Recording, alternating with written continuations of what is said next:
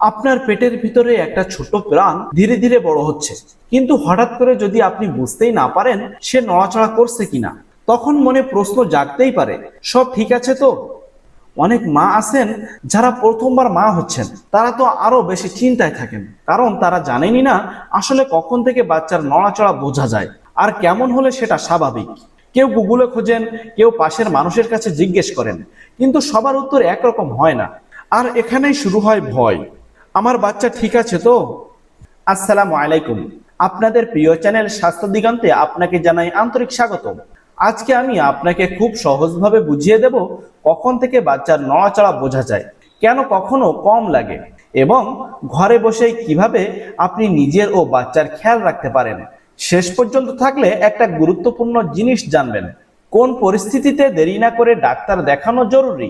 ধরুন আপনি ৩-৪ মাসের গর্ভবতী, হঠাৎ মনে হলো পেটের ভিতরে যেন হালকা কিছু একটা নড়ছে। প্রথমে হয়তো আপনি ভাবেন গ্যাস নাকি অন্য কিছু।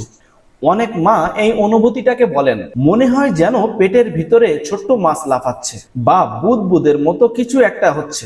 এটাকেই আসলে বলা হয় বেবি মুভমেন্ট শুরু হওয়া। কিন্তু এখানে সবচেয়ে বড় ভুলটা করেন অনেকেই ভাবেন আমি তো কিছুই বুঝছি না, মানে কিছু সমস্যা আছে।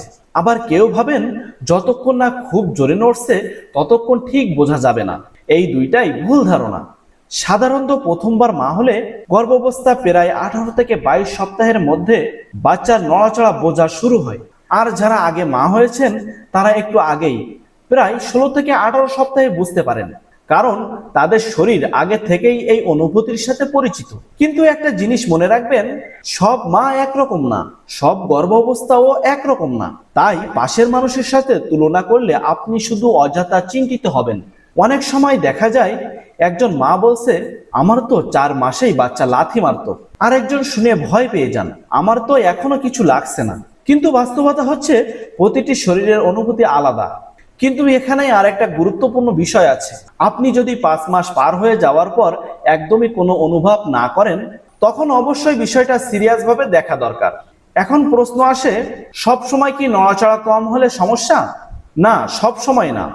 বাচ্চারও ঘুমানোর সময় থাকে, তখন সে একদম শান্ত থাকে। আর আপনি যদি খুব ব্যস্ত থাকেন, চলাফেরা করেন, কাজ করেন, তখন অনেক সময় আপনি নড়াচড়া বুঝতেই পারেন না।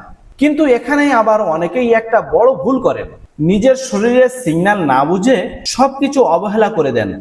একটি বাস্তব গল্প বলছি, বিরক্ত না হয়ে মন দিয়ে শুনুন। একজন মা ছিলেন, নাম ধরুন রুমা। তিনি 6 মাসের গর্ভবতী। প্রথম দিকে বাচ্চা নড়াচড়া করত, কিন্তু কয়েকদিন ধরে তিনি বুঝতে পারছিলেন না। কিন্তু তিনি ভাবলেন হয়তো স্বাভাবিক, অন্যদেরও তো হয়। এভাবে 2 থেকে 3 দিন পার হয়ে গেল, কেউ তাকে সিরিয়াস ভাবে নেয়নি। শেষে যখন ডাক্তারের কাছে গেল, তখন অনেক দেরি হয়ে গেছে। এই ধরনের ঘটনা আমাদের আশেপাশে অনেক হয়, কিন্তু আমরা গুরুত্ব দেই না। আমি আপনাকে ভয় দেখাতে চাই না, কিন্তু সচেতন করতে চাই, কারণ সময় মতো বুঝতে পারলে অনেক বড় সমস্যা এড়ানো যায়। এখন আসি, আপনি কিভাবে বুঝবেন সব ঠিক আছে কিনা। প্রথমত, নিজের শরীরকে একটু সময় দিন, চুপচাপ বসে থাকুন। বিশেষ করে রাতে বা খাওয়ার পর বাচ্চা বেশি নড়াচড়া করে, তখন আপনি ভালোভাবে অনুভব করতে পারবেন। কিন্তু এখানে একটা ছোট্ট ভুল হয়, অনেকে 1-2 মিনিট দেখে বলেন না কিছুই বুঝলাম না। কিন্তু আসলে সময় দিতে হয়, মন দিয়ে অনুভব করতে হয়। মনে রাখবেন, আপনি যদি ঠিক মতো না খান, শরীর দুর্বল থাকে, তাহলে বাচ্চার মুভমেন্টও কম লাগতে পারে। পানি কম খেলে শরীর ডিহাইড্রেট হয়, এটাও প্রভাব ফেলতে পারে। তাই প্রতিদিন 7 থেকে 8 গ্লাস পানি পান করুন। এখন একটা জিনিস বলবো, অনেকেই জানেন না। মনে রাখবেন, হালকা মিষ্টি কিছু খাওয়ার পর অনেক সময় বাচ্চা একটু বেশি নড়ে, কারণ তখন আপনার শরীরে গ্লুকোজ বেড়ে যায়।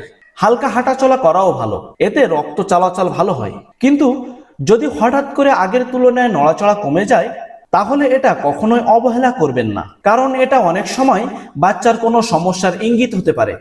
আপনি যদি এমন গুরুত্বপূর্ণ স্বাস্থ্য তথ্য সহজ ভাষায় জানতে চান, তাহলে এখন এই স্বাস্থ্য দিগন্ত চ্যানেলটি সাবস্ক্রাইব করে রাখুন, কারণ এখানে আমরা এমন বিষয়গুলোই সহজভাবে বুঝাই। এখন পর্যন্ত যা বললাম, এগুলো শুনে হয়তো আপনি অনেকটাই বুঝতে পারছেন, কিন্তু সবচেয়ে গুরুত্বপূর্ণ বিষয়টা এখনো বাকি আছে। কখন নড়াচড়া একদম বিপদের সিগন্যাল হয়ে যায়, কোন ঘরোয়া পদ্ধতি সত্যিই কাজ করে, আর কোনগুলো একদমই ভুল।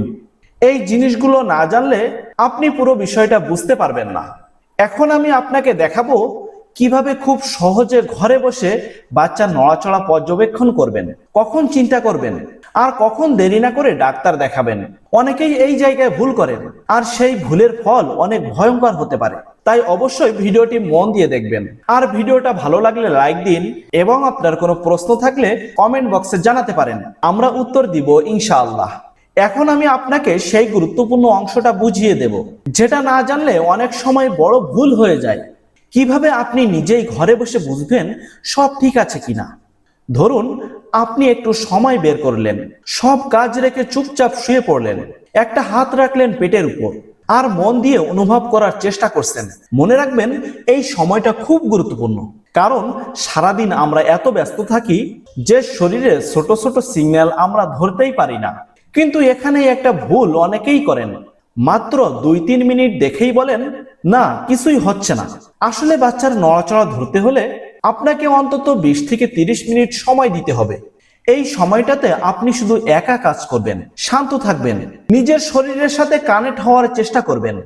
এখন একটি সহজ নিয়ম বলছি, মনে রাখবেন আপনি যদি কয়েকবার বাচ্চার নড়াচড়া অনুভব করেন এবং আগের মতোই থাকে, তাহলে সাধারণত চিন্তার কিছুই থাকে না। কিন্তু এখানে সবচেয়ে গুরুত্বপূর্ণ বিষয়, আপনি যদি লক্ষ্য করেন আগে যেভাবে নড়তো এখন তার চেয়ে অনেক কম বা একদমই নড়ছে না, তাহলে দেরি করা ঠিক না। এমন পরিস্থিতিতে অবশ্যই ডাক্তারের সাথে যোগাযোগ করবেন। অনেকেই ঘরোয়া চিকিৎসা বলতে ভুল বুঝে ফেলেন, ভাবেন শুধু কিছু খেলেই বা ঘরোয়া কিছু করলেই সব ঠিক হয়ে যাবে। এটা পুরোপুরি ঠিক না, কিন্তু হ্যাঁ, কিছু সহজ অভ্যাস আছে যেগুলো মেনে চললে আপনার বাচ্চা ভালো থাকবে আর আপনি নড়াচড়া ভালোভাবে বুঝতে পারবেন। যেমন ধরুন আপনার খাবার, আপনি যদি নিয়মিত পুষ্টিকর খাবার খান, যেমন ভাত, ডাল, সবজি, ডিম, ফল, তাহলে আপনার শরীর শক্তি পাবে আর সেই শক্তি বাচ্চার গ্রোথে সাহায্য করবে। কিন্তু অনেক মা একটাই ভুল করেন, বমি লাগে বলে বা খেতে ইচ্ছা করে না বলে খাবার কমিয়ে দেন। এতে শরীর খুব দুর্বল হয়ে যায় আর বাচ্চার মুভমেন্টও কম মনে হয়। পানি খুব গুরুত্বপূর্ণ, আপনি যদি কম পানি খান তাহলে শরীর ক্লান্ত লাগে, বাচ্চার নড়াচড়াও কম মনে হতে পারে। আরেকটা জিনিস যেটা অনেকেই অবহেলা করেন, মনে রাখবেন আপনি যদি ঠিক মতো না ঘুমান তাহলে আপনার শরীর ঠিকভাবে কাজ করবে না। ভালো ঘুম মানে শরীর ও বাচ্চা দুইটাই রিল্যাক্স থাকে, এতে শরীরে রক্ত চলাচল ভালো হয়। বাম পাশে কাত হয়ে শোয়া এটা অনেক সময় বাচ্চার জন্য ভালো হয়, তাই যতটুকু সম্ভব বাম পাশে কাত হয়ে শোয়ার চেষ্টা করুন। কিন্তু একটা ভুল এখানে খুব কমন, অনেকে একটু কম নড়লেই ভয় পেয়ে যান, আবার কেউ একদমই গুরুত্ব দেন না। মনে রাখবেন আপনাকে এই দুইটার মাঝামাঝি থাকতে হবে। আপনি কি রুমার গল্পটা মনে আছে? যদি সে একটু আগে সচেতন হতো, নিজের শরীরের সিগন্যাল বুঝতো, তাহলে হয়তো ফলটা অন্যরকম হতে পারত। এই জন্য বলি, অতিরিক্ত ভয় না পেয়ে আবার অবহেলাও না করে সঠিক জ্ঞানটা রাখা খুব জরুরি। এখন আমি বলবো কখন একদম দেরি করবেন না। আমি খুব সহজভাবে বলছি যাতে আপনি মনে রাখতে পারেন। আপনি যদি দীর্ঘ সময় ধরে কোনো নড়াচড়া অনুভব না করেন বা আগের তুলনায় অনেক কমে যায়, তাহলে অপেক্ষা করবেন না। এই সময় কাল দেখব, কাল হাসপাতালে যাব, কাল পরীক্ষা করব, এগুলো বলা ঠিক না। তাই যত দ্রুত সম্ভব হাসপাতালে যান, কারণ কিছু ক্ষেত্রে সময়টা সবচেয়ে গুরুত্বপূর্ণ। আপনি যদি মা হন বা ভবিষ্যতে মা হতে চান, এই তথ্যগুলো আপনার জন্য খুবই দরকারি। তাই স্বাস্থ্য দিগন্ত চ্যানেলটি সাবস্ক্রাইব করে রাখুন এবং ভিডিওটি অন্যদের সাথে শেয়ার করুন, কারণ হয়তো আপনার শেয়ার করা ভিডিওই কারোর জীবন বাঁচাতে পারে। সবশেষে একটা কথা বলি, মা হওয়া একটা অসাধারণ অনুভূতি, কিন্তু এর সাথে দায়িত্ব অনেক। আপনি যত সচেতন থাকবেন, আপনার বাচ্চাও তত নিরাপদ থাকবে। নিজের শরীরকে বিশ্বাস করুন, তার সিগন্যালগুলো বুঝতে শিখুন, কারণ মা আর সন্তানের এই সম্পর্ক সবচেয়ে গভীর। আজকের ভিডিওটি যদি আপনার উপকারে আসে তাহলে লাইক দিন, কমেন্ট করে জানাবেন আপনার অভিজ্ঞতা কি। আমি সব কমেন্ট পড়ি এবং উত্তর দেওয়ার চেষ্টা করব ইনশাআল্লাহ। আবার দেখা হবে পরের ভিডিওতে। ভালো থাকবেন, সুস্থ থাকবেন। আল্লাহ হাফেজ। আসসালামু আলাইকুম ওয়া রাহমাতুল্লাহ।